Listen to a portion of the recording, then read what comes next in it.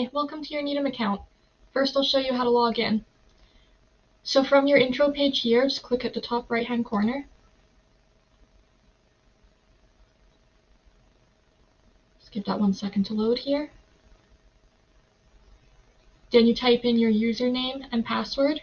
If you want to be able to see your password as you type, you can just click on this eyeball icon here. You can also click on Keep Me Signed In if you don't want to sign in each time, but I'm not going to do that right now. If you forget your password, that's no problem. Just click right here.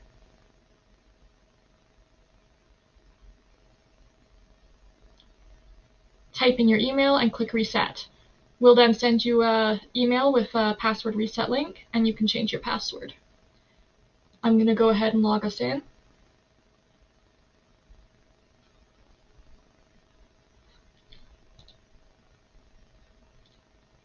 I'll just give that 2 seconds to load.